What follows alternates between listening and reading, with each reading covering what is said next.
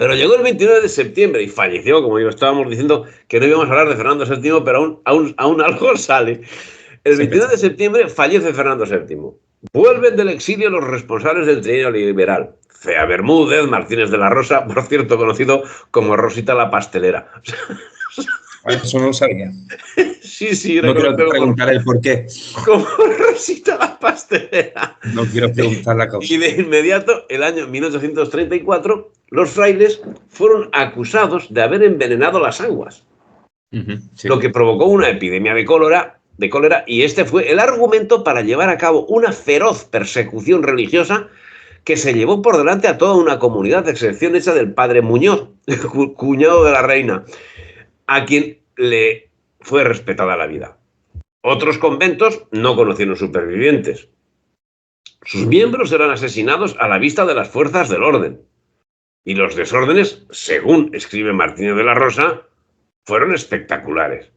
Los desórdenes se extendieron a Zaragoza, donde un fraile renegado, Crisóstomo de Caspe, destacó por su sadismo en medio de la inmunidad. Luego sería fusilado por los carlistas.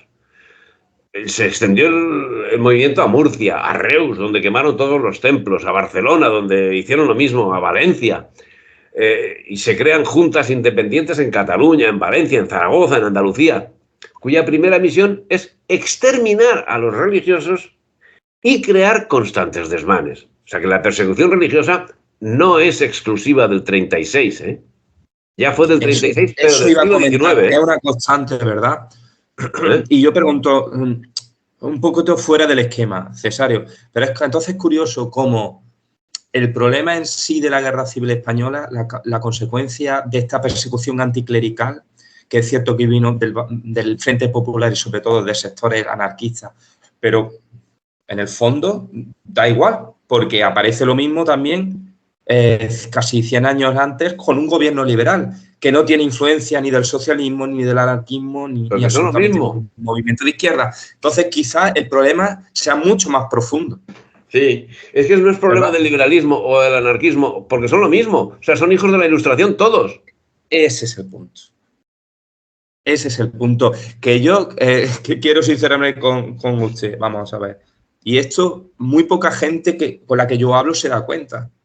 Al final, gente conservadora y tal, sobre todo a la hora de analizar la guerra civil y el fenómeno del anticlericalismo, está enfocado y de forma obsesionada con el anarquismo, el movimiento anarquista o el comunismo o el socialismo sobre todo. Y digo, pues si vamos a ver, ¿de dónde viene ese odio anticlerical? ¿Y cuál es su raíz profunda? Pero esto ya no es casi a nivel político. No, o sea, esto es a raíz civilizatorio. Esto totalmente. Es producto de la masonería.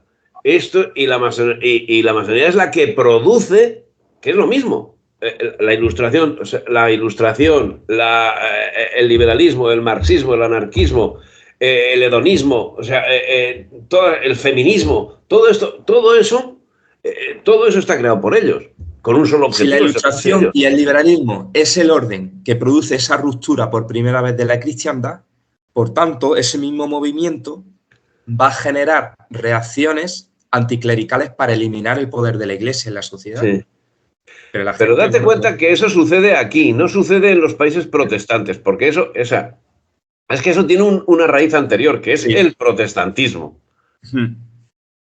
Porque esas acciones no suceden en Inglaterra, no suceden en Alemania, no suceden en Europa, suceden en España. Claro, pero porque el protestantismo no molesta ¿no? a los poderes liberales. No, además es el germen. Es que además el protestantismo es el germen de todo este movimiento de la Ilustración y de todo eso. Es el germen primero.